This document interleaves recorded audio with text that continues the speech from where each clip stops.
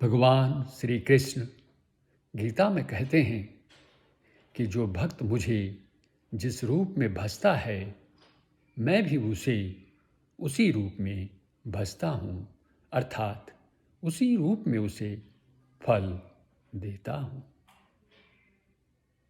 आइए आज हम चर्चा करेंगे कि विषम परिस्थितियों में हमें निर्णय कैसे लें कि हमें क्या करना है, क्या नहीं करना है। दूसरा, भगवत गीता का शाब्दिक अर्थ क्या है। और तीसरा हमारा बिंदु रहेगा वेद तथा भगवत गीता का ज्ञान भगवान श्री कृष्ण ने सबसे पहले किसे दिया। तो आइए पहले चर्चा करेंगे कि विषम परिस्थितियों में हम कैसे निश्चित करें, कैसे डिसाइड करें कि हमारे लिए क्या सही है, क्या गलत है, क्या उचित है, क्या अनुचित है। साथियों, इस सृष्टि के सृजन के साथ ही भगवान ने वेद भी प्रकट किए। ये वेद ही हमारा मार्गदर्शन करते हैं। जब हम विषम परिस्थितियों में होते हैं, जब हम ईर्ष्या, द्वेष, काम, क्रोध, लोभ, मोह के वश में आ जाते हैं, तो हम क्या उचित है और क्या अनुचित है इसका फैसला नहीं कर पाते हैं। तो वैदिक साहित्य ही उस समय एक गुरु की भांति हमारा मार्गदर्शन करता है। जब कभी भी हम ऐसी परिस्थितियों से गुजरें तो गीता उस समय हमारा मार्ग प्रशस्त कर देती है और हम एक उचित दिशा की ओर आगे बढ़ने लग जाते हैं। इसके पढ़ने के उपरांत हम निश्चित रूप से वो कार्य नहीं करेंगे जो कि हमें नहीं करना चाहिए। हम वही कार्य करेंगे जो कि हमें करना है, जो शास्त्रोक्त है, जो धर्मयुक्त है।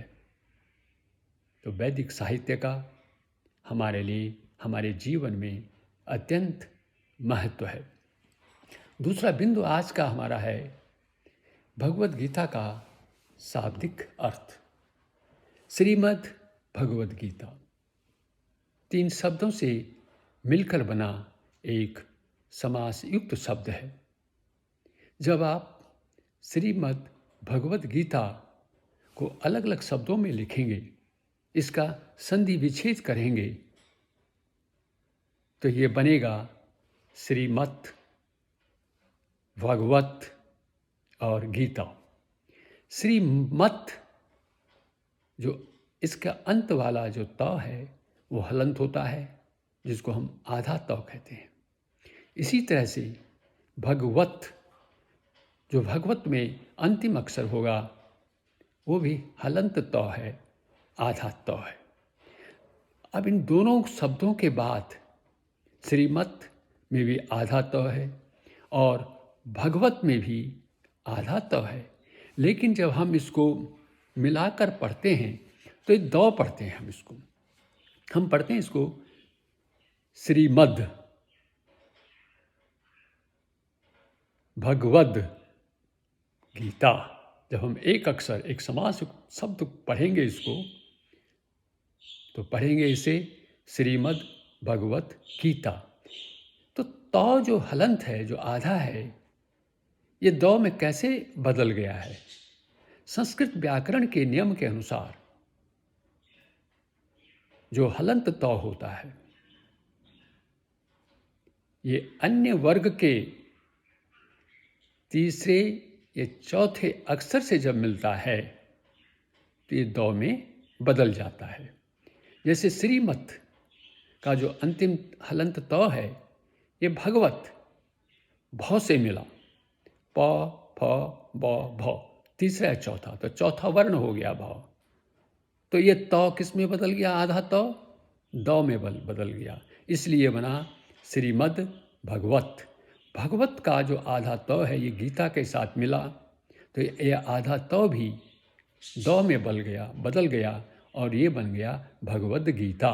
पूरा अक्षर हो गया, पूरा शब्द हो गया श्रीमद् भगवद गीता। अब श्रीमत पर विचार करें। श्रीमत से क्या तात्पर्य है? श्रीमत में श्री और मत, श्री और मत को मिला करके श्रीमत बना हुआ है। श्री का मतलब है लक्ष्मी, संपन्नता, ऐश्वर्य, और मत का मतलब है युक्त, जो कि ऐश्वर्य से युक्त है, उसे हम कहेंगे श्रीमत। भगवत का मतलब है भगवान, और गीता का मतलब है गीत।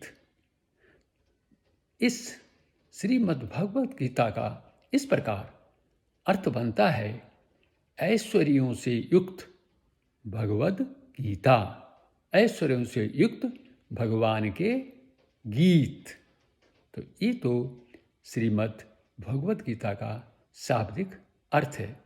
आज का हमारा जो तीसरा बिंदु है वो है भगवान ने वेद और गीता का ज्ञान सबसे पहले किसे दिया? तो सबसे पहले हम बात करेंगे वेद की। वेदों का ज्ञान भगवान ने सबसे पहले ब्रह्मा जी को दिया। और ब्रह्मा जी कहाँ से प्रकट हुए? कमल से प्रकट हुए। एक प्रक्रिया चलती है। एक कमल कहाँ से उत्पन्न हुआ? भगवान की नाभि से हुआ। इस प्रकार भगवान के हृदय की बात उनकी नाभि में गई, उनकी नाभि से कमल में गई, और कमल से ब्रह्मा जी के मुख से वेद प्रकट हुए। इस प्रकार हम कह सकते हैं कि वेदों का ज्ञान भगवान ने सर्वप्रथम ब्रह्मा जी को दिया। अब हम बात करेंगे श्रीमद् भगवद गीता का ज्ञान भगवान ने सबसे पहले किसे दिया?